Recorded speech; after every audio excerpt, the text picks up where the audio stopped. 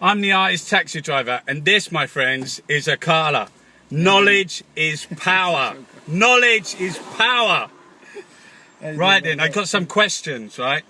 You said that the dominant philosophy of our times was getting poor people to fight amongst themselves.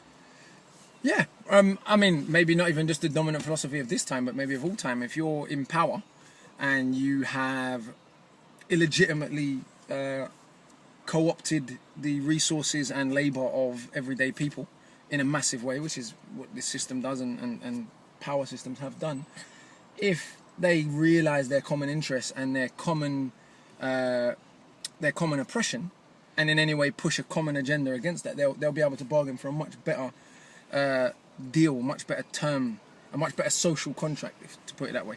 And so you have to keep the have-nots, be that on racial lines, be it on religious lines, be it on whatever other belief system, even intra-group, you know, even if you have one group that you consider a homogenous group, having divisions between that group, you have to keep them fighting amongst themselves. It's an integral and necessary part of the world system the way it is. That's how they maintain their power. But while you're doing that, they get to clean up. Absolutely.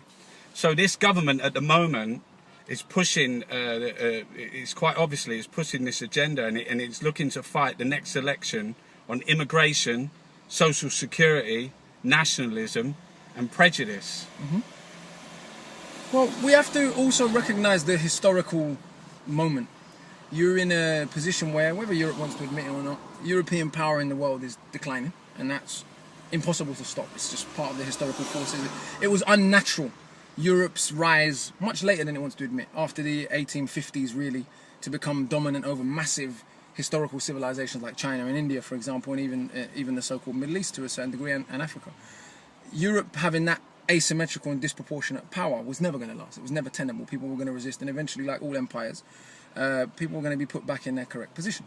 We are in a historical moment where that, because of China, because of the BRICS, because of various other things that are going on in the world, because of historical forces, the influence of Europe over the rest of the world is declining. What we've got to look about is, if a people are brought up with a diet telling them they've been superior since the dawn of evolution, when it becomes self-evident that that is not the case, what is going to be the reaction of that? It's not going to be a humble, yeah, actually we need to accept that our power should be proportional to the percentage of humanity that we represent.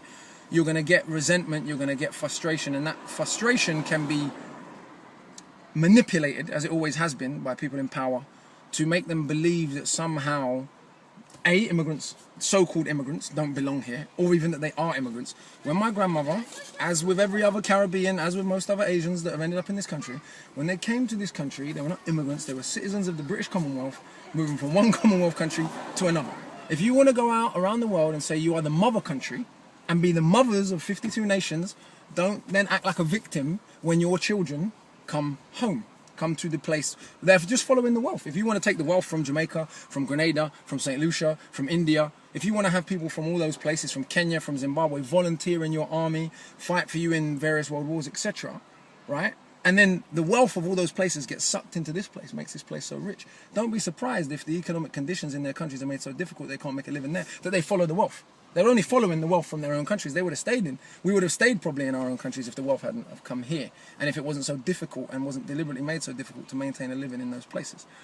So all of that historical background can easily be manipulated by people who've been taught somehow that Britain is a homogenous white country, which to anyone who's read even 5 pages of history, they know is absolute nonsense. The Roman legions that invaded this country 2,000 years ago were multicultural. The Phoenicians that were very probably, we know, in Cornwall mining for tin 2,500, 3,000, 4,000 years ago. The fact that Queen Elizabeth I issued a letter to the Lord Mayor of London and his aldermen in 1596 complaining about how many blackamoors were already in this country. So there were already significant numbers of black people in this country in 1596 for it to be an immigration problem. We can fast forward to 1731, where the Lord Mayor of London again issued a proclamation preventing black people from learning a trade or a skill. So this issue isn't new. But the problem is it's casted in a sort of post-World War II, all these brown people from countries we've got no idea why we have a connection to came here. And so it's about re-educating people and making them understand how using the issues of immigration, of social security, of all these other things, and getting us to buy into the belief that these foreigners are the problem is a way of distracting everyday working class people from the very real oppression and theft that is occurring every single day. So, and we've also got these racist immigrant go-home vans trawling the streets of London. You know, that's the first I've heard of this, but it doesn't surprise me. This is what I'm saying. But the as much as I don't excuse that kind of virulent, ugly behaviour, as much as I don't excuse these uneducated, predominantly working class groups that voice racism in a more visceral way, I don't lose sight of the bigger picture, that those people are too ignorant to see, or maybe they're willing tools, a bit of both. Some are too ignorant to see that they're being manipulated. Some are willing tools for rich people in power who say, oh, we would never say such a thing, or it's repugnant to speak of black people that way, while simultaneously having policies that, why can a citizen of the British Commonwealth not get into Britain easier than a German who were at war with this country 60 years ago? A citizen of the EU, the European Union, not the British Union, can get into England easier than a citizen of the British Commonwealth. We have an all-white government, an all-male white government. And all rich. How many people are on £10 an hour, do you think? Why do you think that prejudice is such a gaping open wound in people? Because humans are stupid, A, but B, because of history.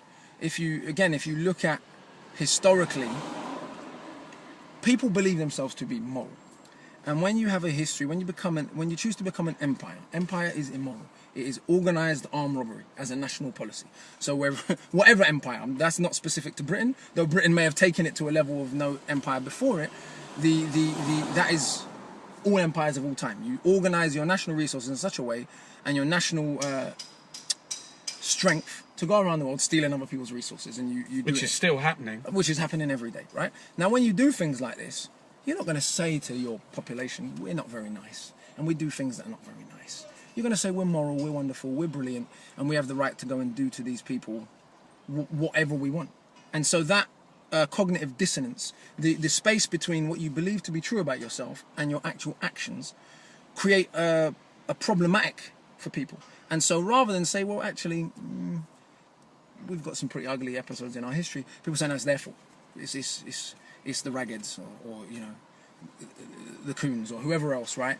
Even though this country's never been invaded, in my recollection of history, this country has not been invaded by any country from the Middle East, certainly not in my lifetime, maybe not even ever in the history of this country. If we count the Phoenicians of 2,500 years ago, 3,000 years ago, then perhaps. But the idea that it's those people's fault, what happens to them, it's those people's fault, is a way of masking historical guilt, and slavery was the most... It's also a tactic. It's a tactic. Oh, of course. So scapegoating and you know, point what you said, pointing the finger. It's a transference of evil. Of course, because as I said, the people in power, I mean, people in this country, in one of the richest countries in the world, and I'm talking about supposedly indigenous white people, freeze to death every year because they can't afford to keep their heating. Queuing up in food banks. This really happens. Yet people are convinced that somehow a person from Bangladesh is the problem.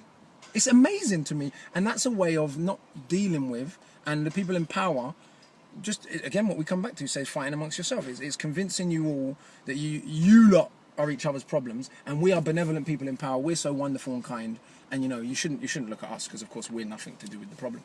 So music, the most powerful medium in the world, why isn't it politicised?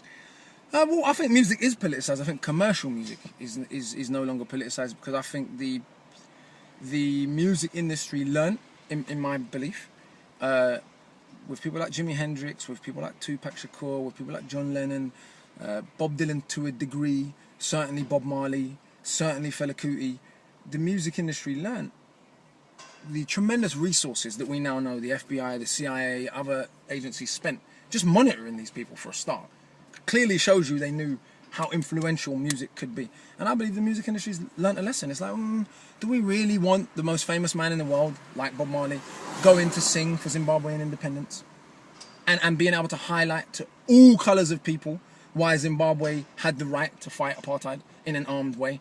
Do we really want to create a situation where we put people who've actually got the balls to do what Muhammad Ali did or someone like that? Do we want to put people in that kind of pedestal again? Do we want to spend billions of dollars making people that actually might undermine our bigger interests, right?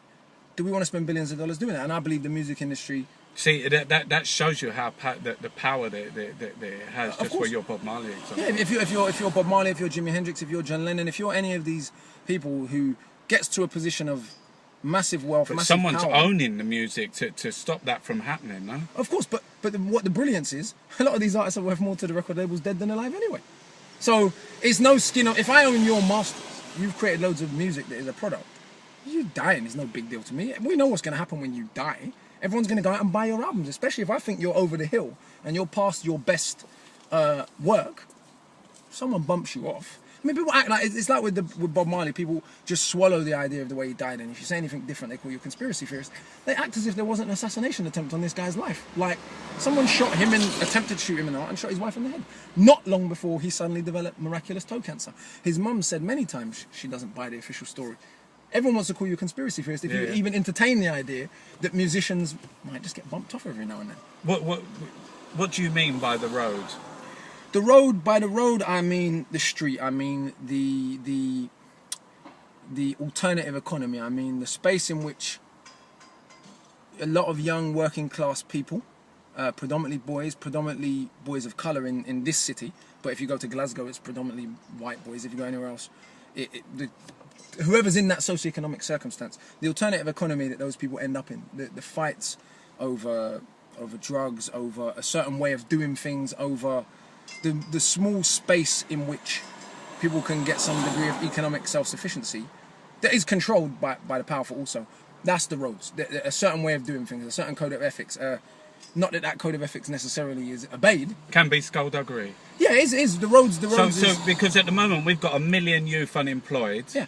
We've got a workfare program that's giving people the option, right, you go and put a paper hat on and you work in Asda's for no pay, just for your social security, or you stop, you say, I'm not going on the dole, I'm leaving, I'm going to find my own resources, I'm going to finance myself. Yeah, well, people are surplus now, we're done with you, you know. You're surplus labour now, we're a post-industrial society. We don't need millions of people in factories anymore to be serfs and slaves. So we're done with you. Social security wasn't about benevolence. You know, welfare wasn't about benevolence. It was a necessary. Power only concedes what is demanded, right? And so, for the time in which it's necessary for purposes of propaganda, for purposes of political convenience, to keep poor people in a particular stratosphere, a certain level of comfort, that'll be done. The moment that becomes inconvenient or a threat, people are going to attempt to cut it. Powerful people don't do things because they're nice. You know, there might be individuals, but the system is, you don't become a billionaire by being kind to people. I'm the artist taxi driver. This, my friends, is Akala. Knowledge is power.